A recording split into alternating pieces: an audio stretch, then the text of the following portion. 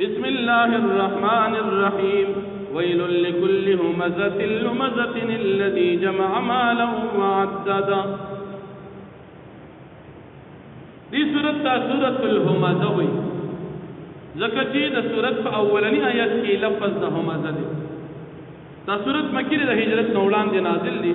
په اعتبار د ترتیب قرآنی سره یو سل څلورم دی او د نزول په لحاظ سره دا سورت 22 نازل دی. په دې سورت کې یو رکوع 9 آیاتونه دي. د مخکې سورت سره ربط او مناسبت دا دی چې په مخکې سورت کې د کامیابی اصول بیان شو او په دې سورت کې هم د کامیابی اصول چې د ګناهونو نه بچ کېدل دي هغه ذکر کړي. په دې صورت کې درې بد خصلتونه ذکر کیږي. یو بد عادت او خصلت پچا کې عیب لټول او عیب بیانول.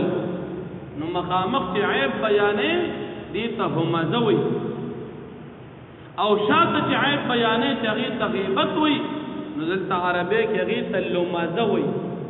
مفسرین وي یا بالعکس همزه شاته چا پس عیب لګول او لمزه مخامخ پچا عیب لګول. نو الله پاک د دې انجام ذکر کوي چې دا انسان ډېر په تاوان او په نقصان کې دی.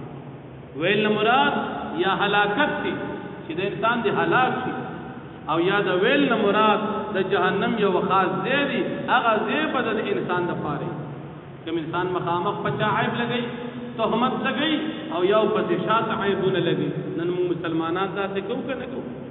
بل الذي جمع مالا وعدد خپل مال جمع کوي شمتوب کوي او دا نه وایي چې دې مال کې د الله پاک هم څه حق شته، په دې مال کې د یتیمانانو هم څه حق شته او په دې مال کې د دین هم څه حق شته. خالی جمع کوي او شمیري او د دې انسان غلط ګمان ذکر کوي. دې دا مال جمع کوي جایز ناجایز نه ګوري او د خیالدار چې زه به همیشه پاتې شم. نه همیشه پاتې کېدل شته نه. د انسان دا خیال غلط او چې انسان کې دا عیبونه وي د انسان به چېرته ځي همیشه خو دې نه پاتې کېږي دې به حطوما ته ځي.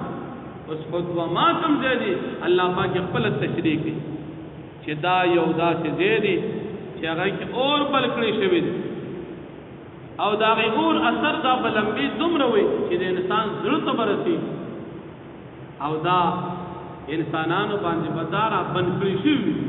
دا کافر به دې په منځ کې وي فی عمد ممدده. نو په دې ځای کې عبدالله ابن عباس رضی الله عنه فرمایي چې د انسان به د اور په ستن کې بند وي داسې به وجود د ستنو په شان غټ غټ لمبې وي او دې منځ کې به دا انسان بند وي. الله جل شانه دې موږ او تاسو د دغه تکلیف نه وساتي. نو الله جل شانه فرمایي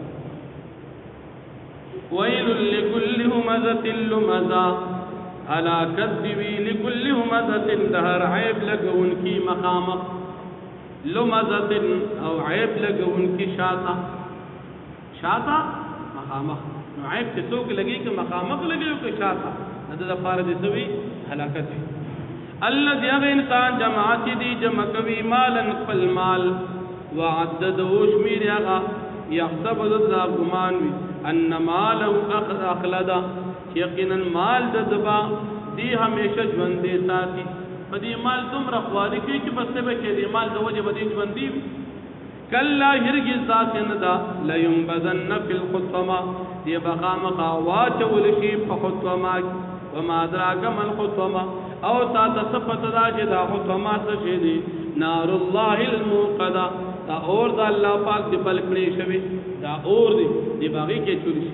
التي اور تطلع على الافئده چې دا براخیږي زړونو ته انها علیهم مؤصده بشک دا اور په دوی باندې بلک بند کول شي د هر طرف نه پیرا بند فی عمد ممدده پستنو کې با ممدده اوچتو کې به وي اوچت ستنې.